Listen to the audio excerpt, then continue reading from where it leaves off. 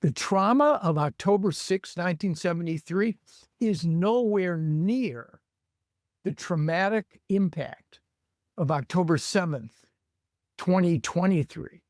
And yet, Benjamin Netanyahu, the longest governing prime minister in the history of the state of Israel, the most skilled politician in decades, and a man who wants to stay in power more than any other Israeli prime minister I worked with or even studied, has convinced himself that I am the state and the state is me. What about an investigation into Netanyahu and his government and everything that led up to October 7th? That had been put on pause during the war. Do you expect that to start up, or do you think that Netanyahu will be able to somehow avoid I mean, by it's head exploding how any politician presiding over what the Israelis have experienced over the last several years, beginning with the efforts to arrange the Israeli political system and emasculate the judiciary, so-called judicial reform, Mhm. then the intelligence failure, the deterrence failure, and the operational failure, the fact that the IDF could not redeem and rescue those civilians in the Gaza envelope communities. The fact that Netanyahu was prime minister during these traumas, few countries in the world have experienced that kind of trauma and political dislocation in so short a time and survived it. It's extraordinary. Part of it is the fact that the war has just quote unquote ended with the ceasefire.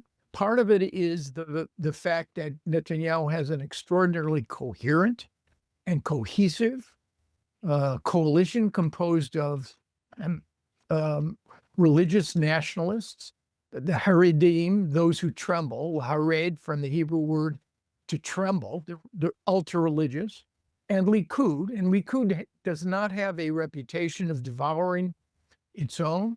Likud politicians either resign or essentially they resigned. They're not forced out. Begin was not forced out. He left office voluntarily. That explains it. And I think to have a state commission of inquiry, you need a government sponsorship. It's usually headed by a Supreme Court justice. And just by way of comparison, the Agranat Commission, which was formed in the wake of the 1973 war, filed an interim report in April of 1974, an interim report targeting the security and IDF as primarily responsible, didn't even mention Golda Meir. And yet Golda was forced to resign as a consequence of public pressure. The trauma of October 6, 1973 is nowhere near the traumatic impact of October 7th, 2023. And yet, Benjamin Netanyahu, the longest governing prime minister in the history of the state of Israel, the most skilled politician in decades, and a man who wants to stay in power more than any other Israeli prime minister I worked with or even studied, has convinced himself that I am the state and the state is me.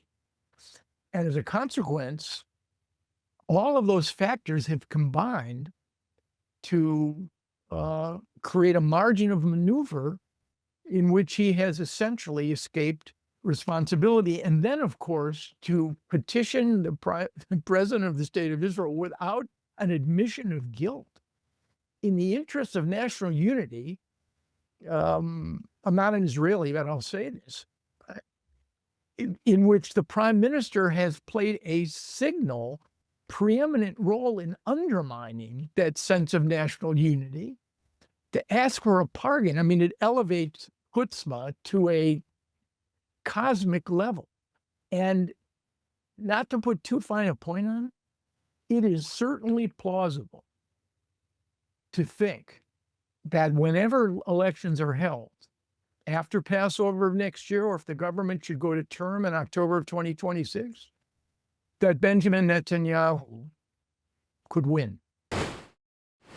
Hi, I'm Pat Morrison, one of the hosts of America at a Crossroads. If you like this video, don't just watch.